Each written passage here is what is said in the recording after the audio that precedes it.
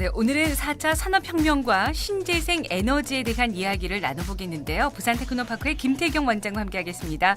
안녕하십니까? 네, 안녕하십니까? 네, 에너지 하면은 이제 석유나 석탄은 옛말인 것 같습니다. 요즘에는 태양광, 풍력 등 에너지들도 정말 많아졌는데요. 기존 에너지의 대안으로 신재생 에너지 많이 거론되고 있습니다. 어떤 개념인가요? 예, 신재생 에너지는 신에너지와 재생 에너지를 합쳐서 부르는 말입니다. 네. 우리나라의 정의에 따르면은 기존의 화석 연료를 변환시켜 이용하거나 햇빛이나 물, 지열 또는 강물 이런 것들을 재생 가능한 에너지로 변환을 시켜서 이용하는 에너지입니다. 총 한 11개 되는데요. 신에너지는 연료 전지나 수소가 있고요. 그리고 재생 에너지는 태양광, 태양열, 바이오, 풍력, 수력 이런 것들이 있습니다. 네, 그렇군요. 많은 에너지를 다 이제 언급하기엔 시간이 없으셔서 간단하게 말씀하시는 것 같은데요.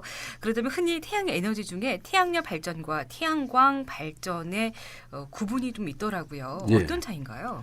우리가 어렸을 적에 볼록 렌즈를 가지고 한 번쯤은 빛의 굴절 현상을 실험을 해본 적이 있을 겁니다. 네. 볼록 렌즈의 초점에 햇볕을 집중시키고 그것을 검은색 종이에 불을 붙이거나 또 구멍을 뚫으면서 단순히 이 햇빛을 모으는 것만으로도 물건을 태울 정도의 높은 열 에너지를 얻을 수 있다. 네. 이런 사실을 쉽게 이해할 수 있죠.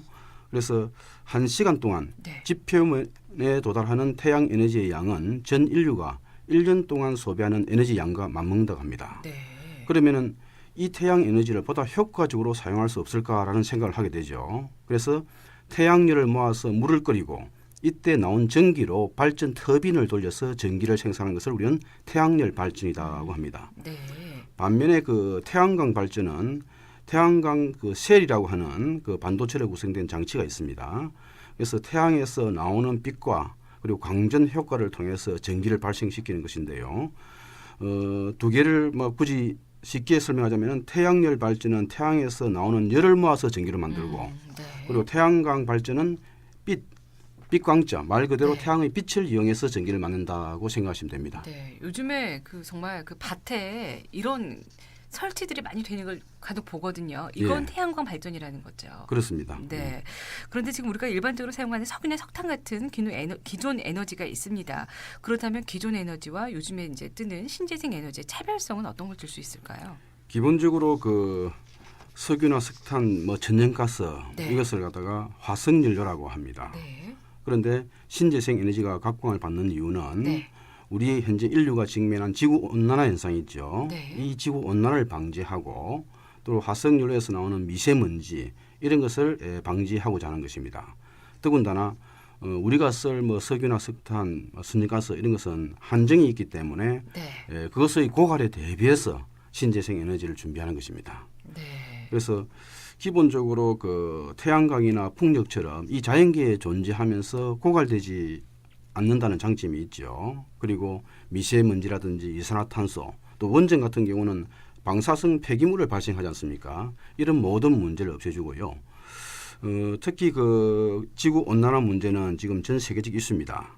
최근에 보면은 지구 곳곳에서 폭염과 홍수가 발생을 하고 그리고 북극의 빙하가 녹는 이상기후가 발생하고 있습니다. 그래서 이런 지구 온난화 방지 대책이 상당히 시급한 사항이죠. 파리 협약이라고 들어보셨죠? 네. 예, 지난 2015년에 파리에서 앞으로 2020년 이후부터는 새로운 신기후 변화 체제가 출발한다는 그런 합의가 이루어진 해입니다. 그래서 각 나라에서 이산화탄소 감축 협정에 이렇게 동의를 했습니다. 유엔에 가입한 196개의 나라가 만장일치로 온실가스를 감축하겠다고 약속을 했는데요. 이날로 화석 연료로 쓰는 시대가 점진적으로 종언을 구했다 볼 수 있습니다. 그래서 전 세계적으로 탄소 배출 감축 노력에 따른 대안으로서 신재생 에너지 산업의 그 자연스러운 비중이 확대되고 또 이 산업이 상당히 활성화될 것이 예상되고 있습니다. 우리나라는 지금 에너지를 많이 쓰는 산업으로 구성되어 있습니다. 그러니 이제 온실가스도 많이 배출이 될 것 같은데요. 신재생 에너지가 이제 기후 변화에 대응하기 위한 대안인 것은 분명한데 그렇다면 기존 에너지들의 수명은 어느 정도 될까요? 예, 우리 인류가 화석연료를 사용할 수 있는 기간은 그리 길지는 않습니다. 네. 석탄은 한 119년 정도, 110년 정도. 그거밖에 안 되나요? 예, 네. 석유는 한 45년, 뭐 천연가스 한 60년. 네네. 결론적으로 신재생 에너지가 기존 에너지를 대체할 새로운 자원인 것은 분명합니다. 맞습니다. 그 중에서 특히 그 태양광이라든지 풍력이 네. 미래 에너지로 떠오르고 있습니다. 네. 그러니까 이제 양도 한계가 있고요. 또 미세먼지라든지 지구 온난화 같은 심각한 위험이 있으니 이제 신재생 에너지로 빨리 이제 바꿔야 될 것 같은데요. 지금 전 세계적으로도 우리나라도 지금 신재생 에너지의 보급이 어느 정도 진행되고 있는 건가요? 선진국들에 비하면 우리는 상당히 낮은 상태입니다. 네. 그래서 전 세계적으로 본다면은 국제 에너지 기구의 통계에 따르면은 석유의 비중이 그 31% 정도 되고요. 가장 큽니다. 네. 그 다음이 석탄이 한 9%, 천연가스가 21%, 재생에너지는 한 14% 정도를 차지하고 있습니다. 그런데 우리 통계에 따르면은 지난 2015년에 한 6.6% 된다고 하고 있는데 네. 국제 기준으로 이렇게 봤을 때는 조금 더 훨씬 수치가 낮다고 볼 수 있습니다. 예. 정말 세계적인 수준에 비해서 이제 우리나라가 너무 낮은 편인데요. 그렇다면 이제 4차 산업혁명 기술이 에너지 문제에 미치는 영향이나 효과는 어떤 것들이 있을까요? 기본적으로 신재생 에너지가 현재 대안이긴 하지만은 아직은 100% 활용하기에는 상당히 좀 어려운 문제가 있습니다. 첫째는 변동성의 문제입니다. 그래서 풍력이라든지 태양광 에너지는 우리가 통제가 좀 어렵습니다. 네. 그 이유는 바람의 속도라든지 그렇죠. 또 일조 양이라든지 이런 네. 것들이 시시때때로 이렇게 변할 수 있어서 네. 매 순간 발전 출력에 상당한 영향을 미칩니다. 네. 이른바 우리가 이제 전력 품질이 이렇게 불량하다 이렇게 하고요. 둘째는 예측 불가능입니다. 네. 풍력 발전용 터빈은 바람이 불고 있을 때만 발전이 가능하고 그렇죠. 태양광 시스템은 태양광이 있어야 맞습니다. 작동을 합니다. 그래서 네. 안정적인 전력 공급이 상당히 어렵다는 건데요. 실제로 갑자기 바람의 방향이 바뀐다든지 또는 맑은 날씨인데도 불구하고 설치된 태양광 패널 위로 구름이 지나가는 일이 빈번합니다.